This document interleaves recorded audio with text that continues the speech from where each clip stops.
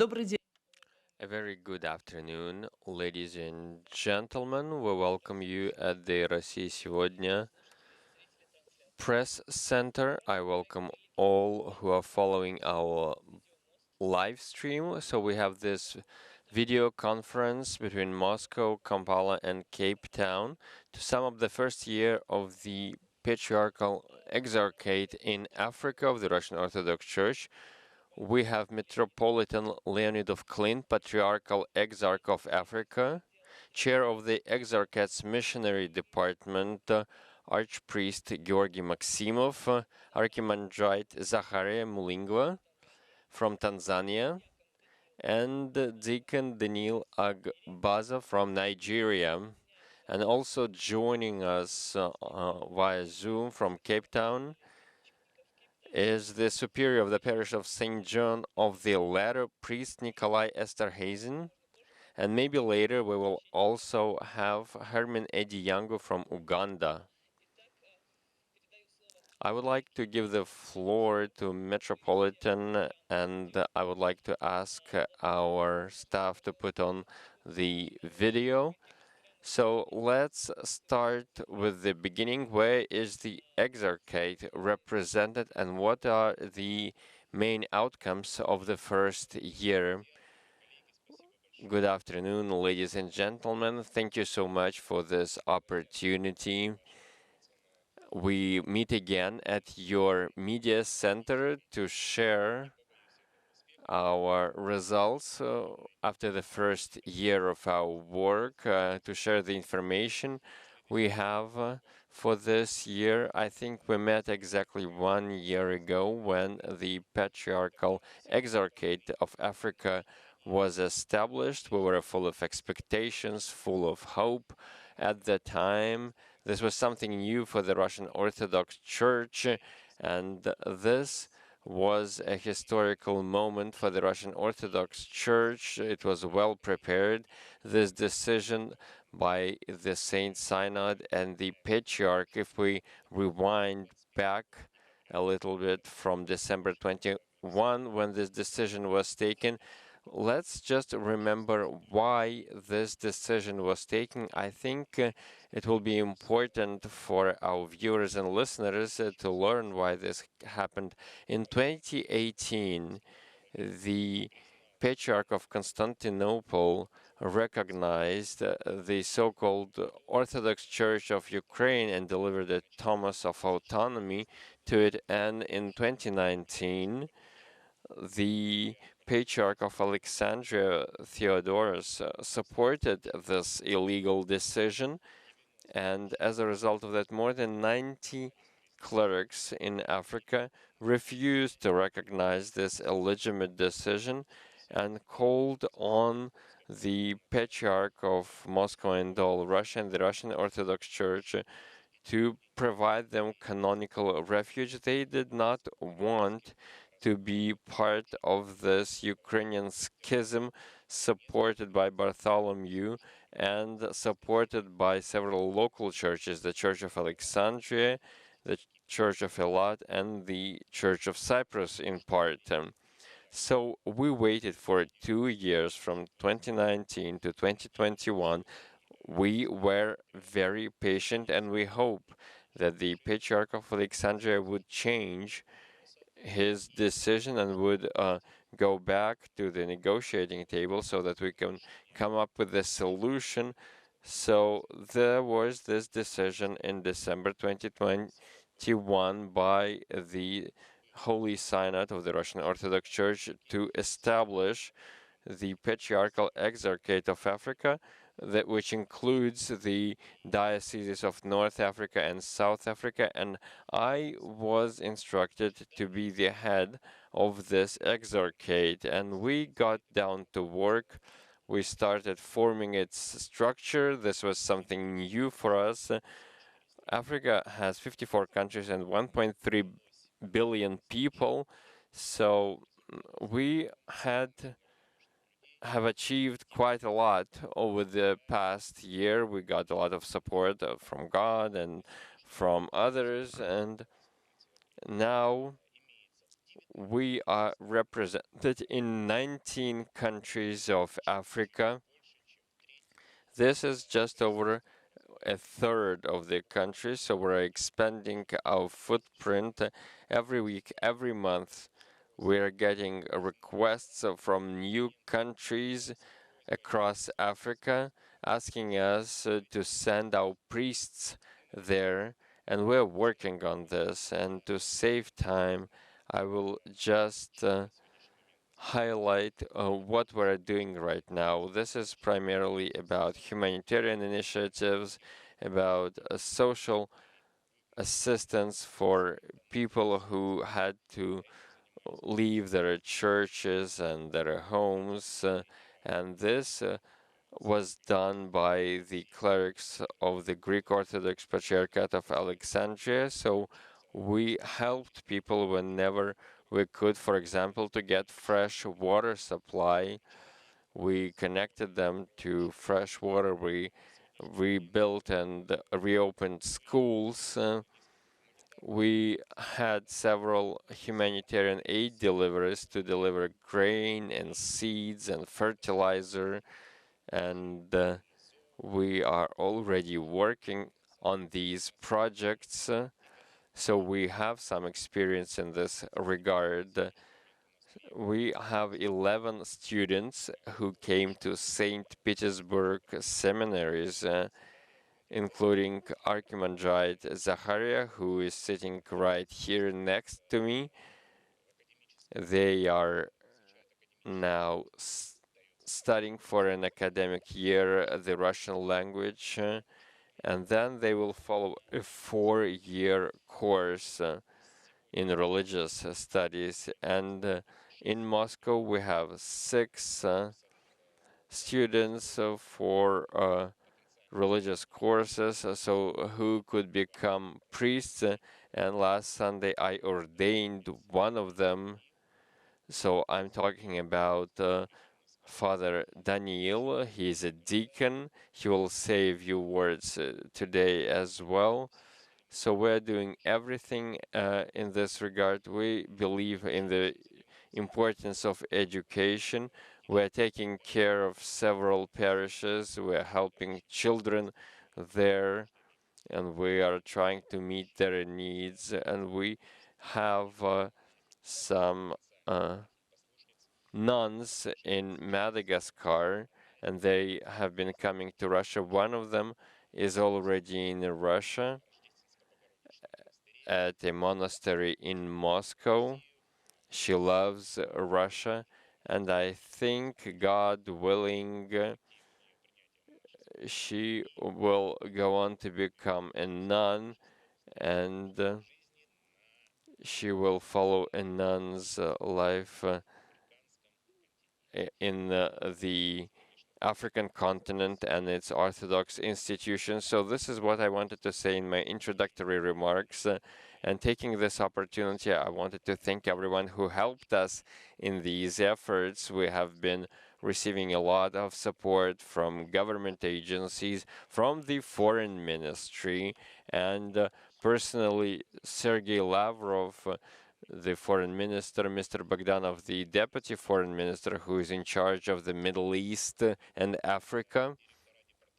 There were also department directors at the foreign ministry, at the Department of North Africa and Middle East, Mr. Maximov. There was also the director of Department for Africa, Mr. Tkachenko, and the consular director, and many others.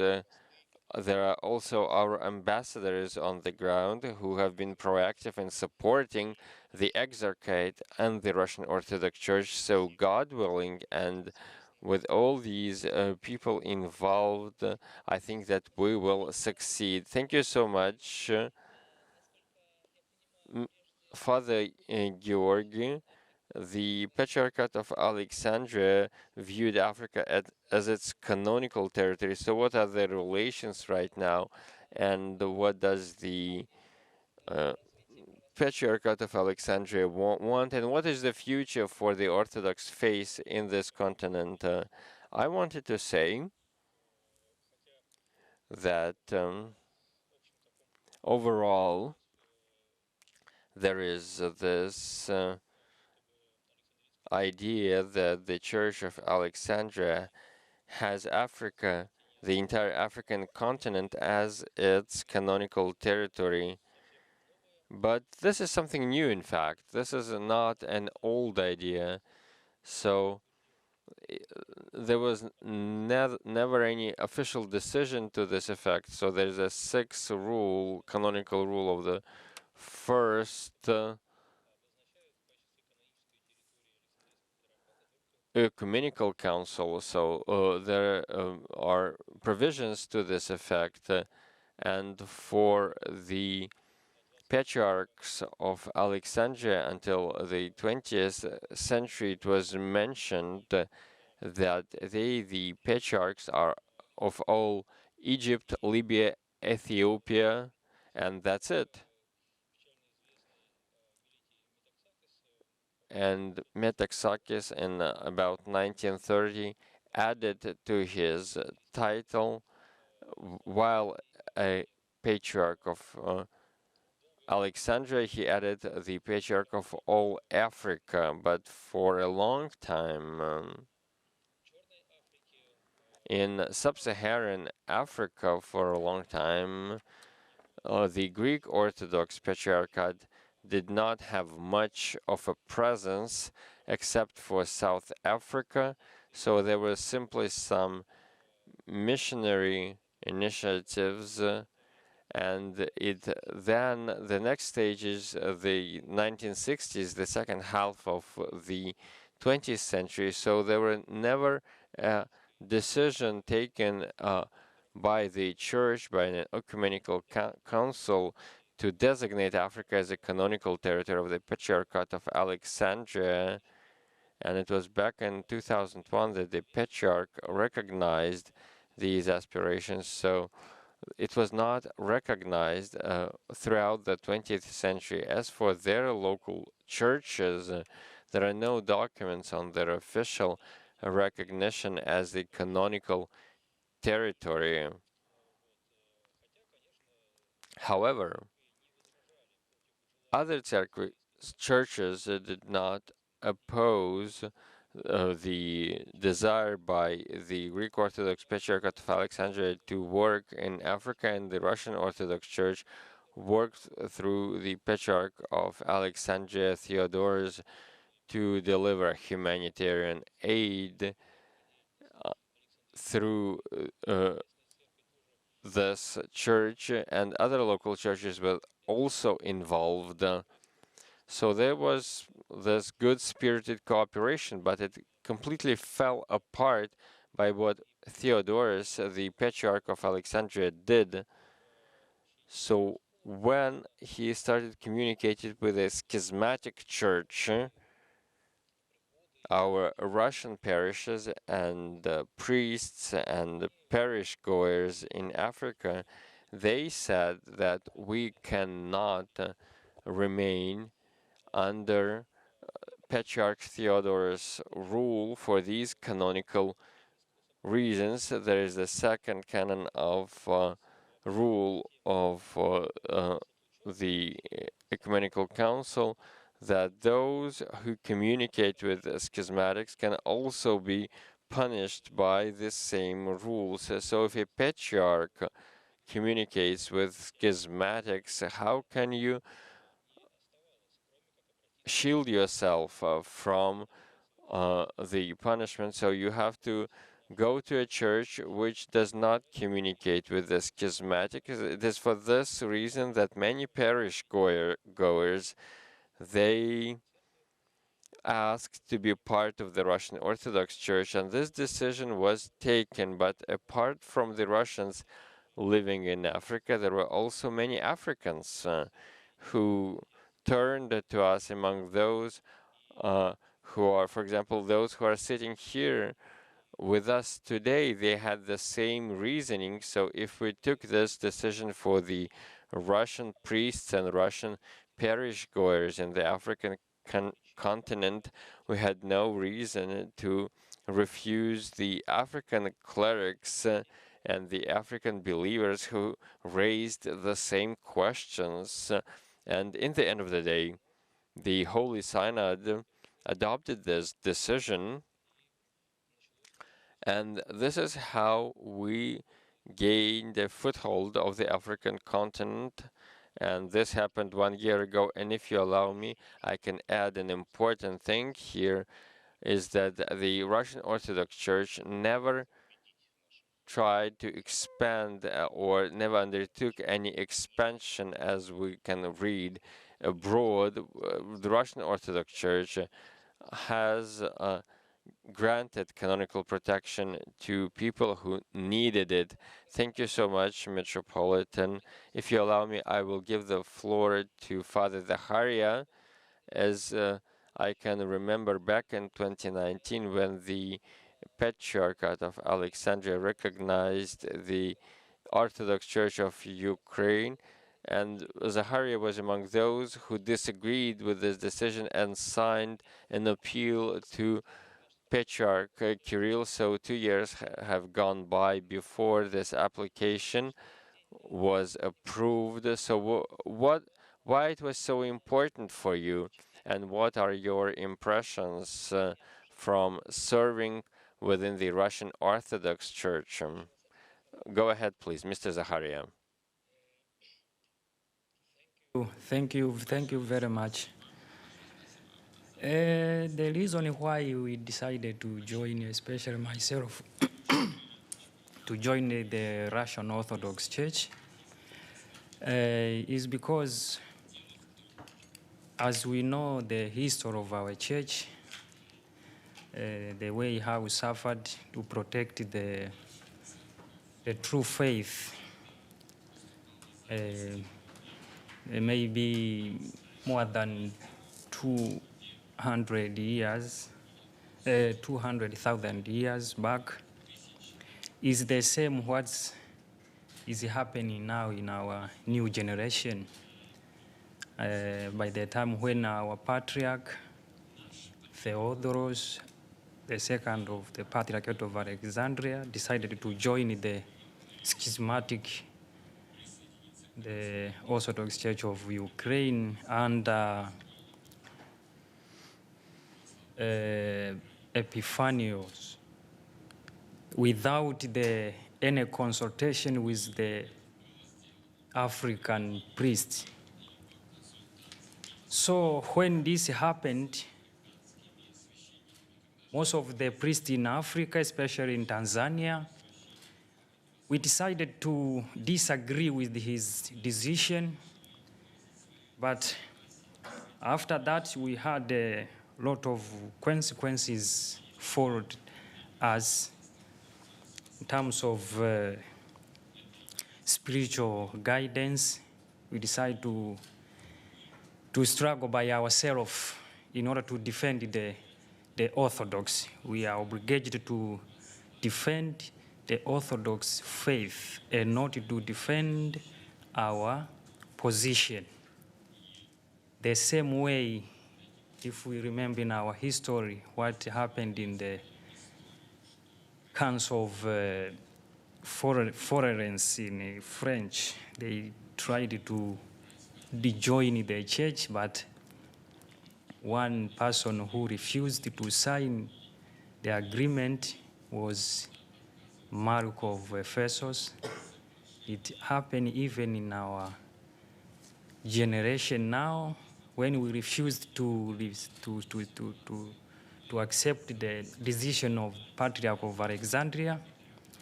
So we faced a lot of problems.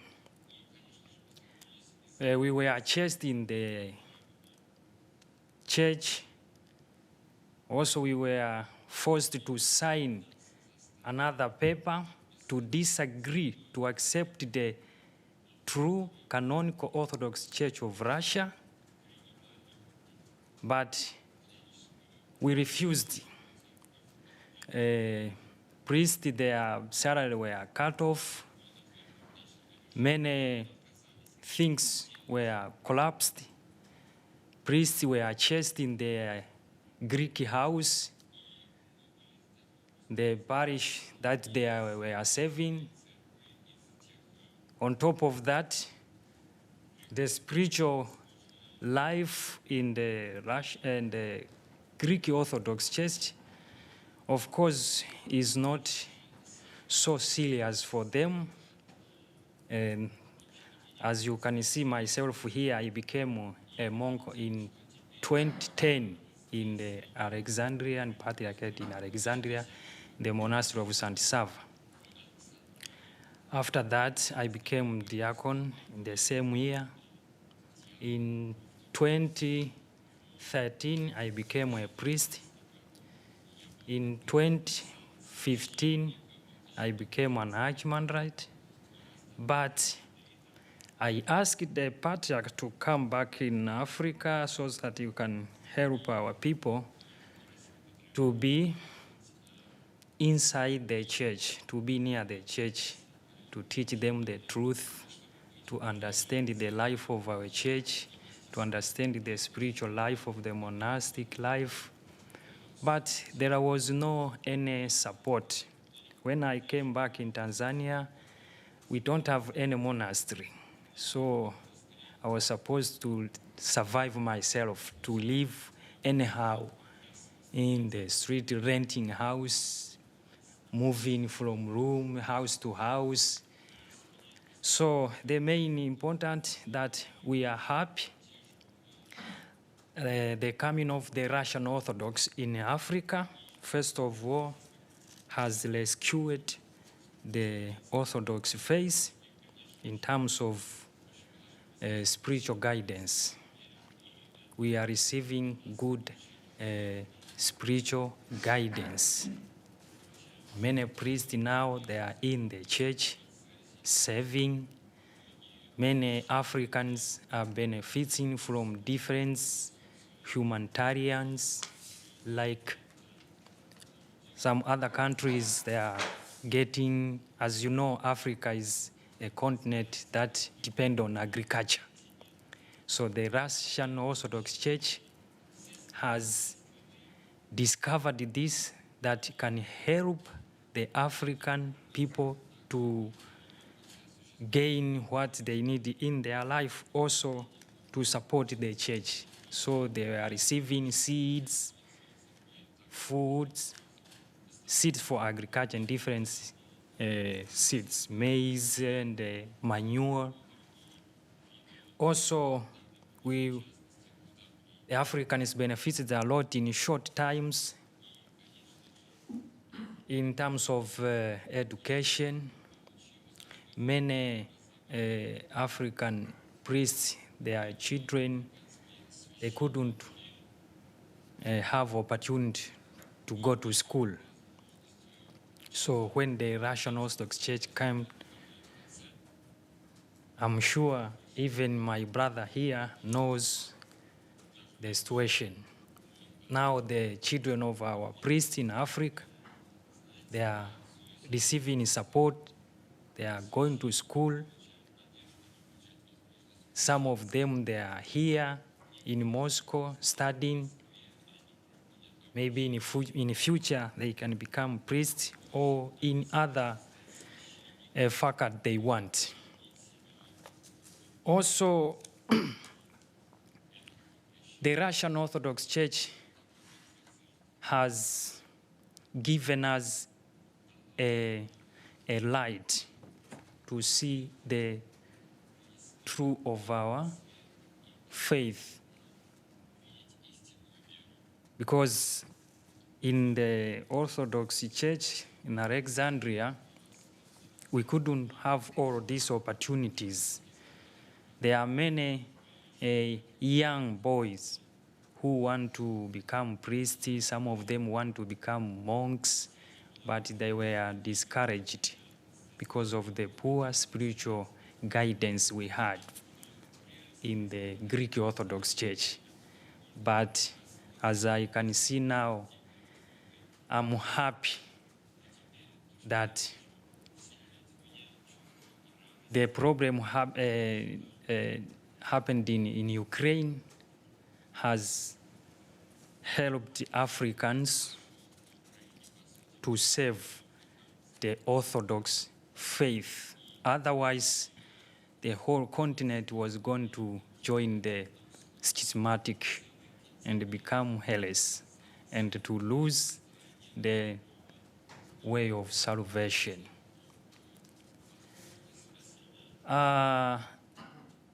Now the Russian Orthodox Church has given us many opportunities for the Africans that we didn't have before in the Greek Orthodox Church.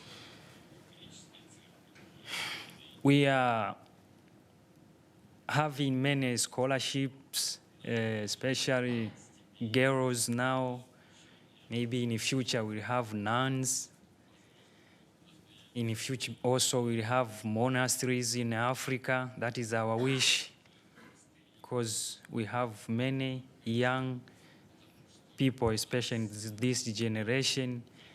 They need a lot of help from the church to be far from many temptations. The world now has changed, has brought many things modern, they have modernized.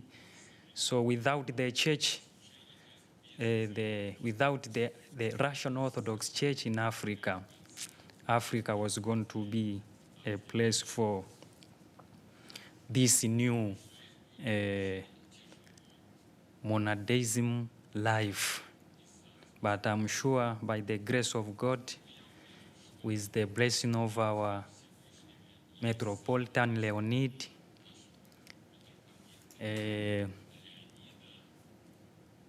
as for him also, he has been in Africa for many years.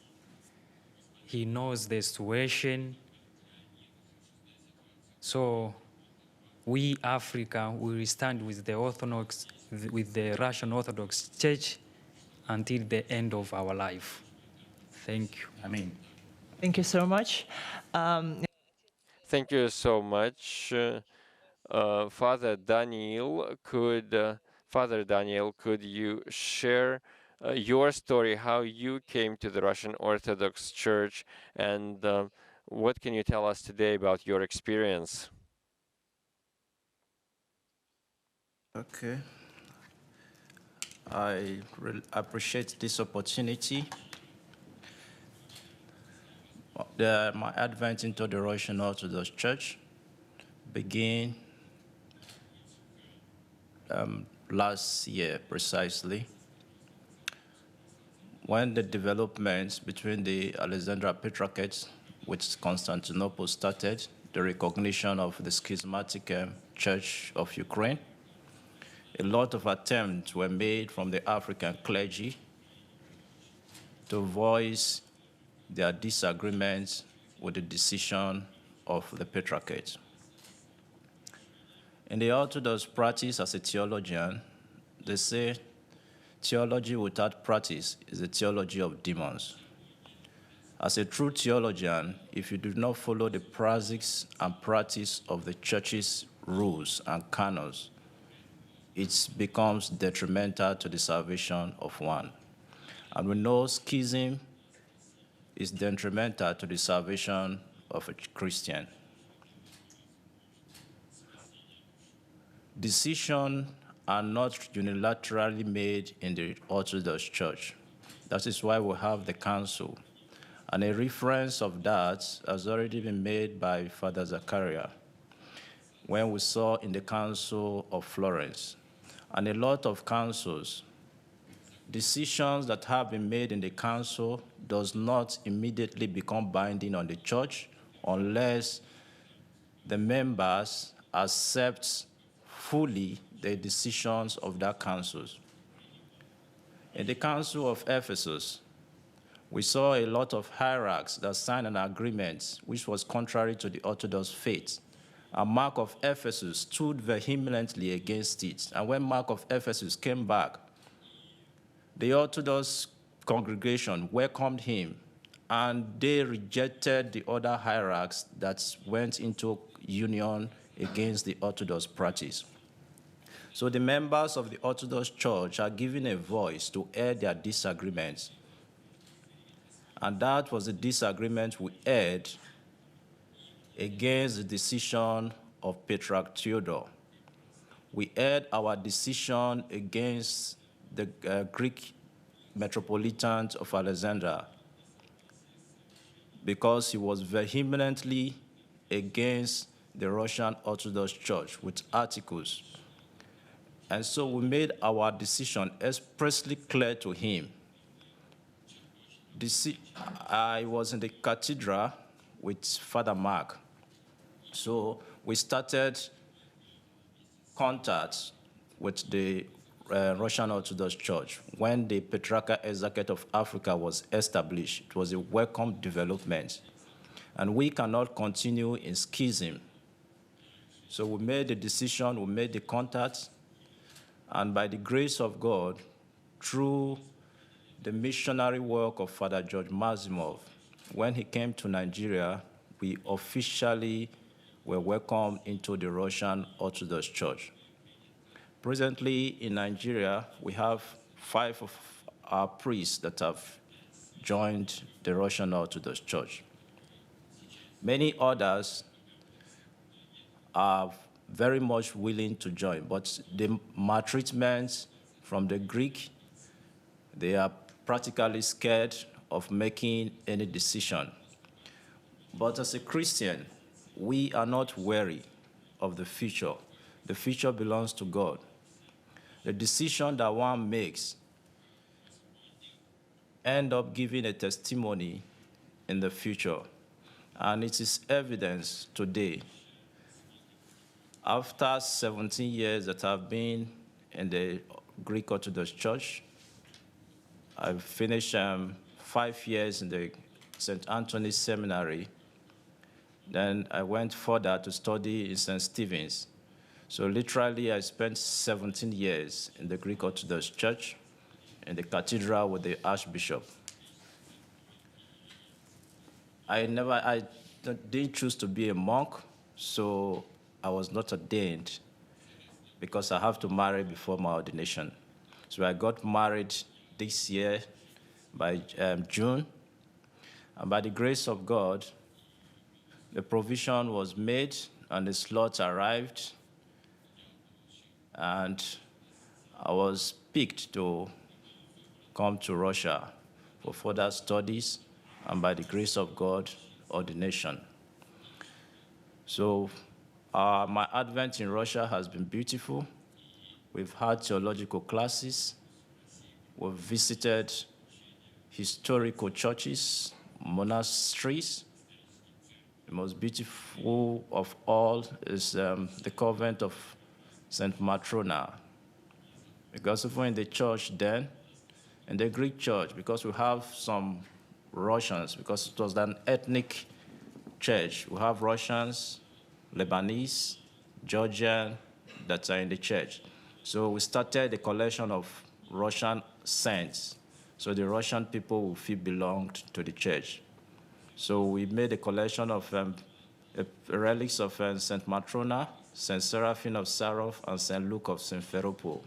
So coming to Russia, visiting the convent of St. Matrona, going through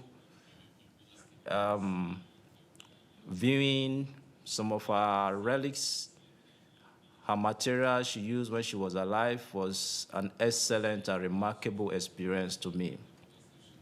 We visited other monasteries. We've seen beautiful historical facts. The Russian Orthodox faith is a fabulous one because I actually admire the Russian Orthodox Church from start. If it's left for me, I would have wished the Russian Orthodox Church would have been in Nigeria for long. So this opportunity of having the Russian Orthodox Church in Nigeria, in Africa, is a welcome development. Because first of all, Africa is a virgin land. Christianity is growing in Africa. And there is no ecumenical council that signed the agreement for Africa, the whole of Africa, to be under the Patriarchate of Alexander. So it's a complete fallacy. The signing of the whole of Africa by the Patriarch of Constantinople to the Patriarch of Alexander is uncanonical. We, the Africans, are given a voice, and we have heard our voice. the Russian Orthodox Church, through the decision of the Holy Synod, with the establishment of the Patriarchal Exarchate of Africa, and with our father, Metropolitan Leonid, is a wonderful experience we are having in Nigeria and in Africa in general. There are a lot of points that I can make. Besides the schismatic endorsements by the Alexandria Church, there are other issues which compounded the situation. For example, in the church, the monasticism is not practiced. We have a lot of bishops, a lot of priests that are made monks, that are made bishop, and they've never for once visited the monastery or stayed in the monastery. You just pick someone without orientation, without building him in the community, the monastic life, and you say the person is a monk, is a priest, and you post him to a parish. The person literally does not know any theological basis. We have cases of ordaining priests that don't even know what the Orthodox faith stands for. So we have a fundamental problem in Nigeria, not just in Nigeria alone, it's the whole of Africa. Theological development is none to zero. For example, in the Alexandria Church then, we had, my set was the second set in the seminary. After the first set, my set, and after that, its seminary folded up. And this is more than 10 years. So all the priests that are coming up presently now, they don't have any theological education. Neither is even a symposium or maybe a conference or a 2 weeks or 1 month seminar or teaching. It's not done for them. So you are literally bringing people from Pentecostal background or from the Catholic background into the Orthodox Church without imbibing in them the Orthodox practice and praxis. And they go to their parishes, and you as the bishop, you don't even care what they do in their parishes, how they offer the Eucharist. So it's terrible. Their experience, when you go to some parishes then, the way some priests handle the chalice, the parting, the altar, you know they are not trained. And for an Orthodox person, maybe somebody coming from an Orthodox country with an Orthodox background, let's say a Russian or someone from Greece, when you come to Africa or to Nigeria, you happen to be in that parish, and you see that the priest is doing things that are considered to be sacrilege, it becomes detrimental to one's future, because it would be as if we are practicing a different orthodoxy in Africa, which is not supposed to be. Orthodoxy is unique. We follow the practice of the fathers. As it is practiced in Russia, the liturgical practice that we have been taught in Russia is the same liturgical practice that we take back to Nigeria, that we take back to Africa, and we live with that practice, we live with that studies. We've learned about Russian history, how Orthodoxy was sustained, the development of Orthodoxy in Russia, which is a very beautiful idea, it's a very beautiful development. This history is very good. From Nigeria, we have, beside myself, we have 3 other students that are in St. Petersburg studying theology. This is a wonderful opportunity that in the Greek church we never had the opportunity. Most of our priests then, we literally can't speak the Greek language, which is the church language. So what we just have, maybe probably you can read the text in the liturgical books, but you cannot speak. And you understand that theology is the theology of the church, and the scripture is developed from the Greek language. So there are some semantic differences that if you are not knowledgeable in the church tradition, you will not be able to interpret it the way the fathers of the church interprets this Bible. So which was a terrible idea. And we thank God today that in Russia we have people that are studying the Russian language, and they will have an understanding of the Russian tradition. So tomorrow when they will come back to Nigeria, they will be able to tell us this and this and this are the proper and right thing to be done. Thank you. Спасибо большое. Thank you so much. Это еще раз And- подчеркивает то, Once again, this emphasizes that we are on the right path, that we are developing the structures for our exarchate. I think that we have chosen the right model for promoting Orthodox faith in Africa. Thank you so much. I would like to give the floor to the superior, the parish in Cape Town, Nikolai Esterhazen, and I would like to him to talk uh, about South Africa, about the Boer population. Are they still part of the Orthodox Church, and what can you tell us about this?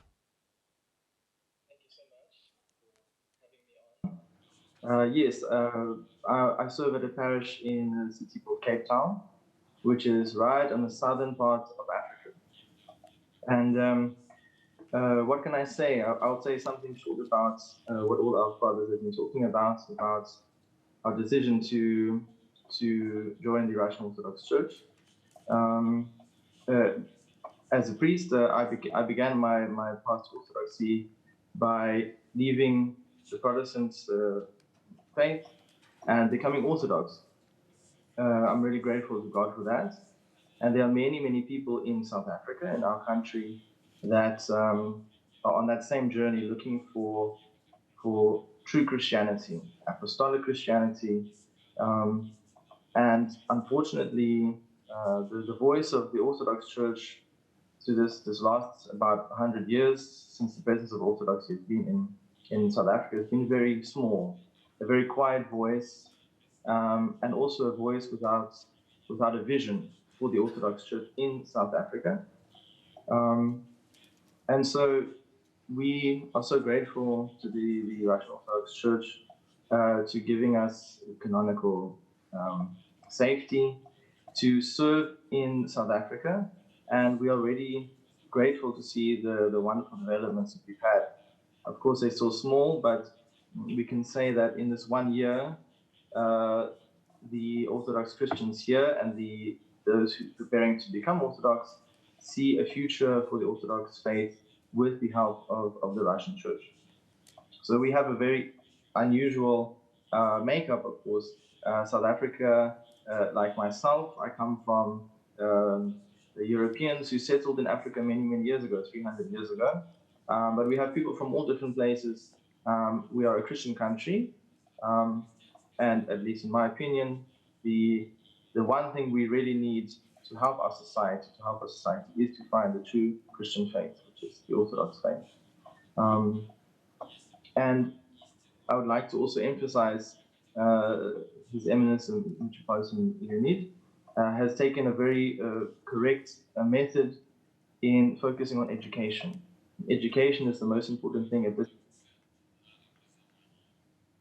stage of the church. We have someone from our group of Orthodox Christians now in Moscow training for the priesthood. We have some parishioners doing courses at the Moscow Theological Academy. And we see this all as seeds being planted for the future of the church in South Africa.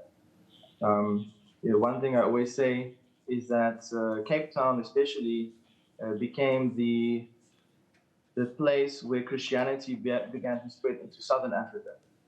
European missionaries would come in from various backgrounds and they would move up towards the other African places. And we really hope as well that South Africa can become a bastion of orthodoxy and hopefully to help orthodoxy spread throughout the rest of Southern Africa. Спасибо большое.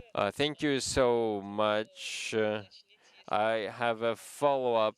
So I wanted to ask whether Father Herman Ejiangu can join us so we can learn something about the Orthodox faith in Uganda. so probably he's not online right now. So if he is not with us so far, we have a lot of questions that we received online, and one of them is about the building new churches and spiritual centers in Africa. So could you share this information with us, and will there be any churches built named after the Russian saints? So I'll start with the second part of your question. So, what do we see in Africa? The main parishes and communities. They come to us asking us to give them names after Russian saints. So this is not what we did. All the saints who represented there, they are worthy of what they received out there, over there up in heaven. But for some reason, there is this aspiration of our African brothers to name their parishes and communities after uh, Russian saints. As for construction plans, of course, we do have these plans. Well, so far, we're just talking about plans. You've mentioned Uganda. If our priest from Uganda will not join us, we had 3 pastoral visits, and the first of them was to Uganda. My first visit was to Uganda, the second to Egypt, and then to Morocco. They were all unique in a way, and the RIA Novosti news agency supported us, provided us media support. We always had your representatives with us who made sure that they shared this information with us, with the public opinion, and Patriarchal Kirill and the president of Museveni, the president of Uganda, reached unprecedented, as I believe, agreements. And there is this understanding that there will be a spiritual and administrative center that will be built, and the president of Uganda said that it must be related to the Russian Center of Science and Culture, so that it has Russian-style church domes on it, that it offers primary education and middle school and a hospital. And for that, the president used his own presidential reserve and provided us 6.5 hectares in the best possible place in the capital. I think that this will be a starting project that will be a very positive impetus for us. We will build churches where we don't have any. Of course, the Greek Orthodox Church was not present in many countries, so we will have to build churches. We're not afraid of it, and God willing, the economic situation in Russia remains stable, so that we retain the support from the sponsors who have been helping us so far. So God willing, everything will succeed. And I would like to note our brothers and sisters in Africa.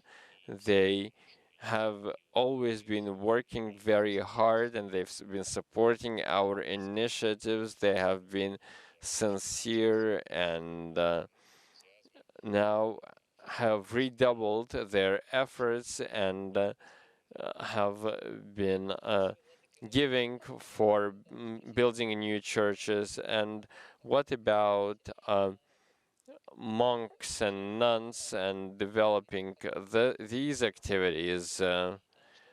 Monastic life. So what can happen in the next year? What are the plans for the next 5 years?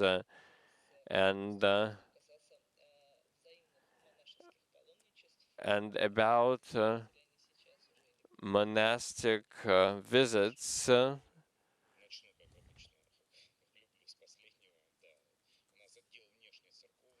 So I will start with pilgrimages. Our foreign department works on these matters a lot. There have been several commissions between various churches, between the Russian and Coptic Church, for example. I am co-chair some of them. So there are all these exchanges by pilgrimage groups. For example, the Russian Orthodox Church has been working with the Coptic Church. There is a non-stop flow of delegations both ways. We look at the history of monastic life, Pavel of Favea and other saints. There are many Coptic saints and who were and our shared saints, because we share saints until the mid 5th century, Antonius and many others. So our pilgrims learn about this historical spiritual traditions, and we have things to show as well. Our monasteries, our lavras, our saints, and our martyrs. The Russian Orthodox Church is unique. It has seen everything in its history.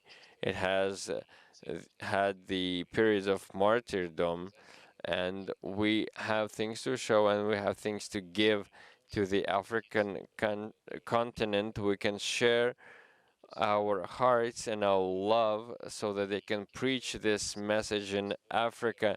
As I've said in my introductory remarks, the first future nun is already in the Russian Federation, so she learns the history of monastic life in Russia. When those who study here return to Africa, they will create monasteries in Africa. Thank you so much. Maybe there are any questions from the audience. Vladimir Nikovich, Missionaries Review Portal. I have a question, two questions, in fact. So, what is special about North and South African dioceses? So what is special about them? What is the difference between them? So, since you've mentioned our missionary department, I would like to thank the missionary department. Have 6 people from across Africa, and Deacon Daniel is one of them. He is here. They're learning theology, and they're supported by the Synodal Missionary Department and the Sretinka Spiritual Academy. So, regarding both the North and South dioceses, we have a lot of plans and objectives. Of course, we started building the Exarchate. I'll give you some numbers. These are objective numbers. So the decision was taken in December 2021. We had a little less than 100 clerics from 8 countries. Today, we have 198 clerics from more than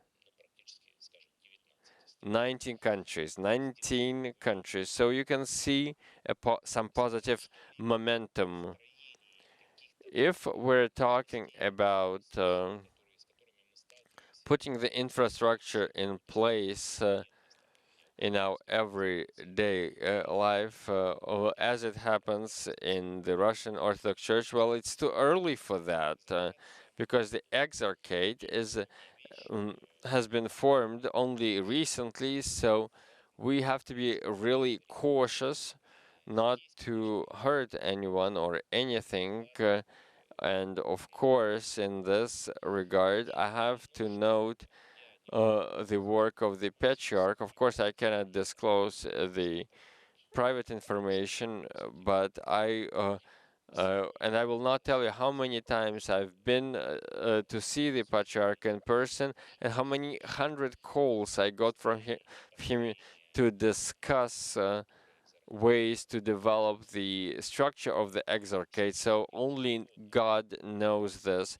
So the Patriarch is following all these developments really closely, and we're doing everything to deliver on all our objectives and plans. Of course, it is not up to us to evaluate and to assess our work, but this is something that God can do, or our those who will come after us. But I believe that our small team has done a great deal over the past year. I believe that we were quite effective in our efforts.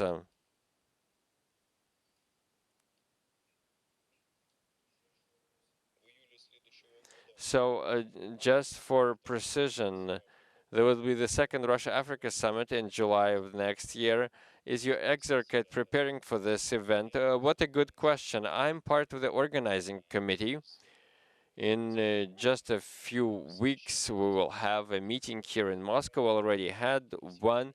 We are working in all directions. The Exarchate of the Russian Orthodox Church is represented and has a voice and can put forward its proposals. I believe that this summit is one of the key platforms in our today's political landscape. If we withdraw from the spiritual to politics, if we look into politics, we can see that there were a lot of challenges in 2022, and we have to understand that many of our partners, our dialogue partners within the Christian community, they are doing illegal things. They're violating the canons and the dogmas. This can relate to juvenile or family law or the LGBTQ, and I don't even remember all the letters, the plus plus, and so please excuse me for my ignorance, and I want to remain ignorant about these matters. You know, the Russian Orthodox Church is a conservative cell within today's world, probably one of the conservative strongholds. And at the Russia-Africa Summit, we will discuss these matters.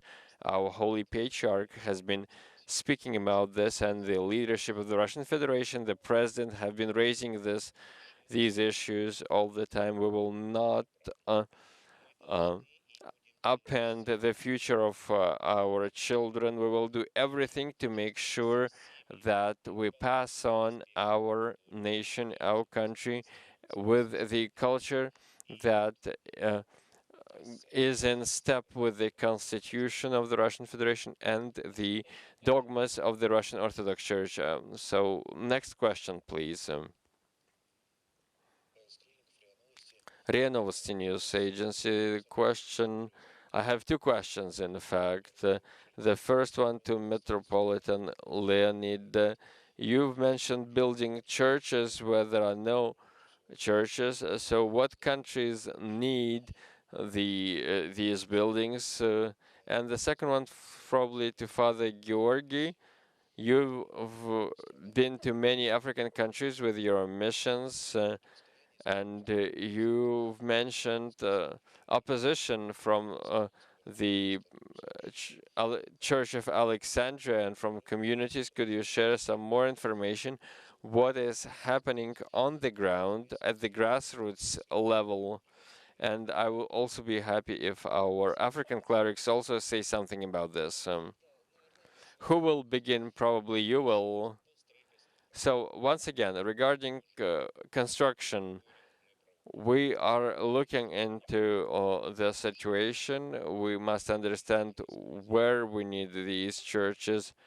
There are places, there are court proceedings when there are churches because the Greek Orthodox Church, they want to take churches from the Africans who built them using their own money, and Father Georgi will have more details on this. We will not leave this alone. We will work on all fronts in this regard.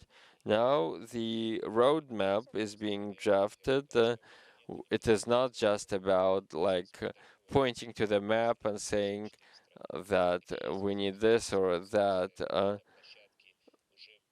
We need to understand that the African population is huge, and we look into other needs of the Exarchate, and we're talking about this with the Russian government. So when I say that we work closely with all the government agencies in Russia, this covers the whole spectrum of our presence there. And whenever we cannot use the existing structures, we will look at the number of parish goers and what they need, and we will build standard churches. And I think that the Church of Alexandria will give up on its rights to some churches, and we will see what we need to do. Father Georgi, now to you.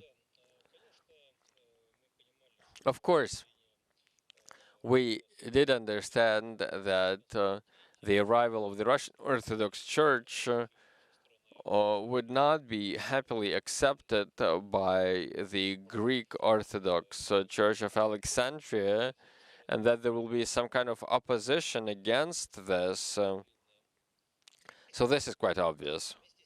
At the same time, the forms that their struggle has taken, the way they decided to fight us in some cases, this has perplexed me, surprised me, to say the least. So when you have a debate in the media and people are trying to hammer out their message, so this is all right. This can happen as part of a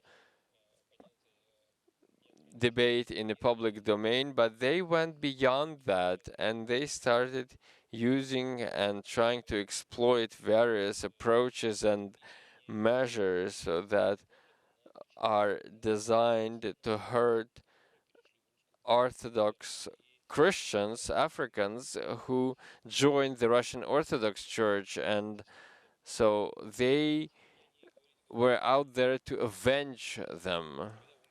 For example, when one of the priests who joined us died, Father John Malonga and representative of the Greek Church, they came to her widow and they said that they will provide the burial rights and they will give her money. But the widow said that her husband make his choice and that he wants to be buried by the Russian Orthodox Church. Then she started to get threats, and they wanted to make it impossible to perform the burial rite.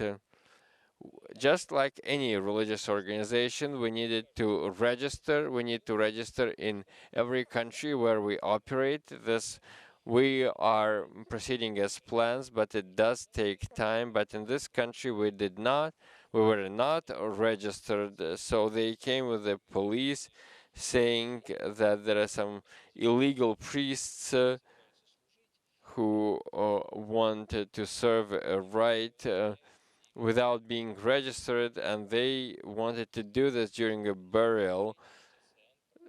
But this was a priest. He served in a Russian church, but before that, for several decades, he served the Greek Orthodox Church. So can't you just commemorate him by enabling his family to have a proper burial? So the police came, and when the police saw what was happening, when the police saw the family, they just turned their backs and they walked away.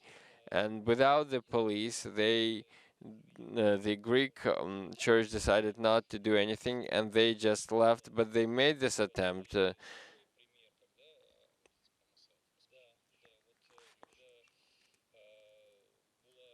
There was also this case. There was a single water well in Tanzania, in a village, in a Greek church. So when this community,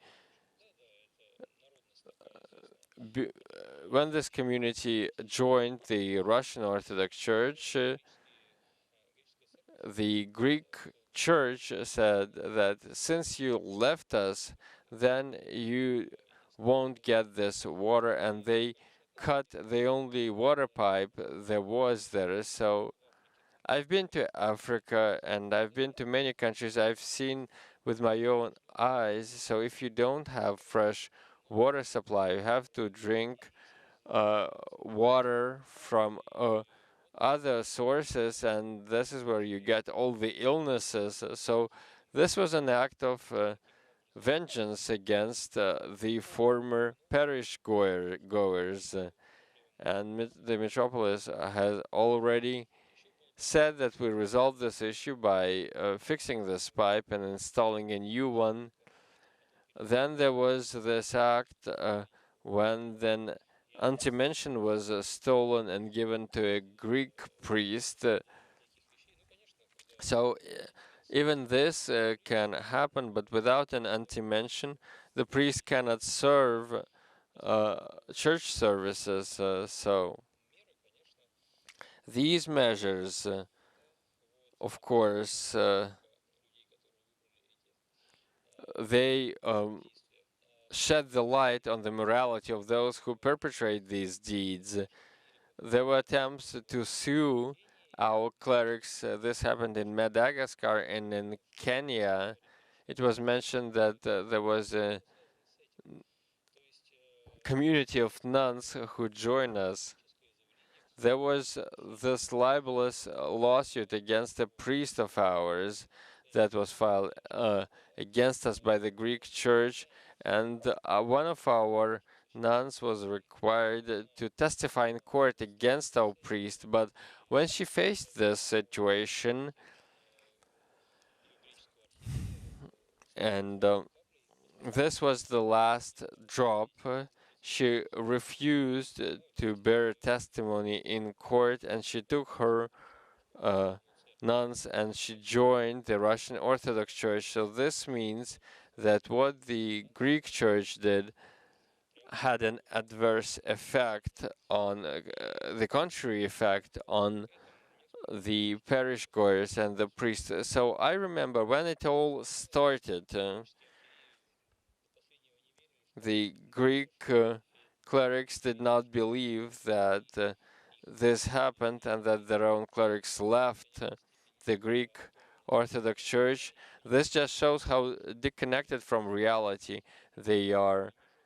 And most of the Greek priests, they don't live in Africa, they just go there a couple of times a year. There were some exceptions, but overall, this is the rule. So when they finally realized that this is the new reality, I think there was one metropolis from Zimbabwe who said that we were the ones who, by our inhuman treatment of African clerics, who pushed these clerics to the brink.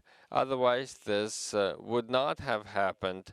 There was some truth in this, but this did nothing to change the Church of Alexandria for the better. And the clerics here, they mentioned this. They had a choice, our opponents, to rectify what they did and to strive to improve the quality of life in their parishes in Africa. Well, primarily this was about rejecting the schism, and they told Theodorus that they were afraid and they applied to him, they wrote letters, but this was left without any attention, but they decided to intimidate the priests who decided to join the Russian Orthodox Church. Not a single priest was not intact. Some were intimidated, some were faced threats, physical threats. So not a single of our priests returned to the Greek Church just because they treated the priests this way. There were also attempts to bribe people to return to the Greek church. Some say that we promised better salaries to the priests, but this is really humiliating for our African brothers and sisters. For them, this is a matter of the spiritual realm. This is not about money, and this is proven by the fact that they promised these priests to give them more than they got from Russia. So, but this was a matter of principle for these priests. So I believe that Patriarch Theodorus II, when he recently visited the United States of America and he complained about what the Russian Orthodox Church is doing on the sidelines of this visit, he probably asked for some kind of assistance from the US government in terms of the activities I've mentioned, because it is obvious for them that these actions have not produced the expected results, the results they wanted. We had no departures over the past 6 months. There were some hesitations in the beginning. So we're talking about just a few people, under 5%. So these were people who left, and so it is a good thing that we got rid of these people, but this was just in the first couple of months. And now we don't have this problem, but we get new people coming from the Greek church, priests and parish goers. We have new parishes. Sometimes parishes join us without a priest. So this is not a question of the priests. And so this is a movement that has covered the entire African Christian community. So it so happens historically, so we're mostly talking about this, but there are all kinds of non-canonical religious Christian groups. So many communities, they came to us asking us to be part of the Russian Orthodox Church. There is no hurry here, because even to bring some order into the existing parishes in terms of their church services, this takes time. What I wanted is to share an example on how the Orthodox Church is interesting and important. So you were talking about resistance, about opposition on behalf of the Church of Alexandria. So this did nothing in achieving the objectives they had, or the only thing that could help them was to repent quickly.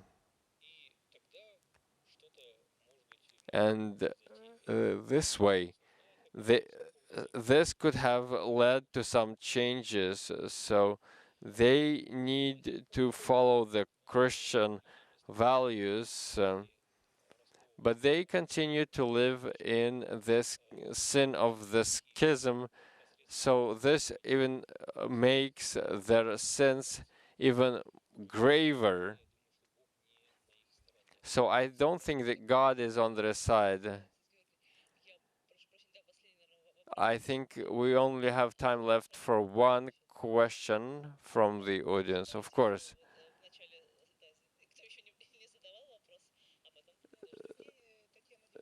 Tatiana Divakova, Slavsia Отечество newspaper. A question to our African clerics. Both of you about, is there any information how many Orthodox Africans exist in Nigeria and Tanzania? Because, for example, you said there is 5 priests, but how many people comes to the church? Is there any numbers you can say? Yeah, no, for the both of you, yeah?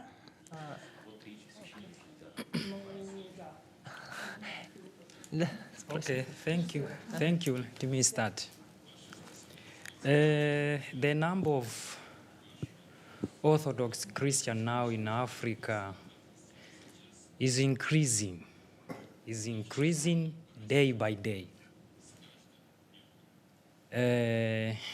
For example, in Tanzania, now I can say that the number of Orthodox Christian before joining the Russian Orthodox were few. But now the number of Orthodox Christian in Tanzania is more than the number of the Orthodox Christian there were in the Greek Orthodox Church. It means that in these few days of the Russian Orthodox Church in Africa has given us a true way of spiritual life.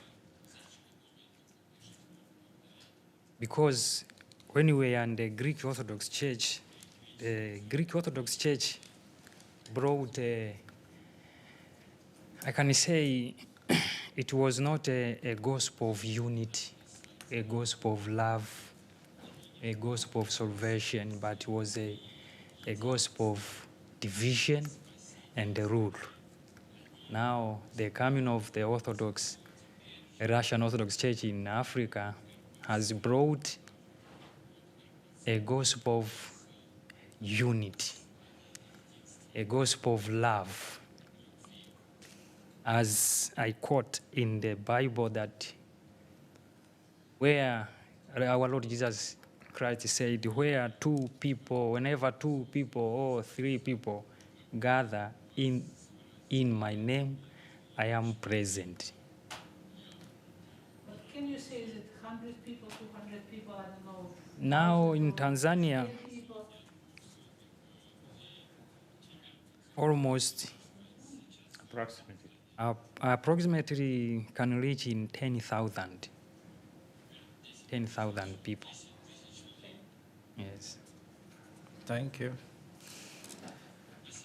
In terms of number, for example, I will start with a prelude so you understand the situation that was in Nigeria before the advent of the Russian Orthodox Church. In the cathedral then, which is in Lagos State. Lagos State has a population of over 30 million people. When we start the Matins in the morning and the beginning of the Divine Liturgy, the Zoology, and the first exclamation, sometimes you see maybe 3 or 4 or 5 members. This is in Lagos State under the Greek. So the situation in the church was horrible. So not to talk of interior villages. But with the advent of the Russian Orthodox Church, we've had priests, though few in numbers, but they've gone to a lot of communities making converts. For example, we'll give an instance in Benue State. Father Mark has gone to a lot of villages. Last month, there was catechism of young pupils, young children. In that catechism, it was in 2 communities. One was over 20, the other was over 30. So different communities, not to talk of the youth, the grown-ups. So if we are to give a total number. In Benue State, we should be more than 100 members. In Delta States, we are growing significantly. The priests there started baptizing, new members are coming in because there are a lot of churches there that don't have priests. So that is the issue we face. Like, for example, I'll give you an example in Malawi. We have 12 of our brothers in Malawi that are here. In just a station, not even a parish, they now have 160 members, baptized Orthodox members. So there's no priest in that station. So when you now send a priest to that station, you imagine the increase in the number of faithful you will get. Thank you so much. И у нас подключился. And now we have Father Herman from Uganda. Could you say us a few words about the Orthodox Church and how you joined the Russian Orthodox Church in Uganda? We have just a couple of minutes left for our video conference. Please, Father Herman, you have the floor. Father Herman, can you hear us? Can hear you. Thank you so much. So Can you hear me too? Yeah. We Go ahead, please. Yes. Much, Your Eminence. First of all, I would like to congratulate you and all of us for 1 year anniversary for the African Exarchate. Thank you so much. My way to the Russian Orthodox Church started way back, and in 2019, that is when my journey now started seriously, especially when we heard of the schism, when the church in Ukraine broke away, and then the Patriarchate of Alexandria joined in and congratulated and shared with them. So that was the beginning of everything. So we realized that it was uncanonical, and for that reason, we had to protect our true faith and tradition. And that's the reason why I personally and other members had to seek for permission to join in the Russian Orthodox Church. And finally, we were accepted in, and we started serving. I started serving as a deacon, and then recently on the 18th of this very month, I was ordained priest. And now I'm serving as a priest here in Uganda. Life in the Russian Orthodox Church has been very, very good, very interesting spiritually. Although we had some challenges brought in when we crossed by the Greek Orthodox Church here in Uganda, where they really showed some aggression by stopping the help that they used to give us, for example, the scholarships for our children. And then also, they had to remove all the liturgical instruments from us. So we had to start from zero. But I thank the bishop, His Eminence, for all the support that he has given us from the time we came to the Russian Orthodox Church. So far, let me just name some of the achievements, just for purposes of acknowledging the achievements that we already have. In Uganda now, we are fully registered as the church, the Russian Orthodox Church. We got our registration certificate, and that is very important for our protection, even politically.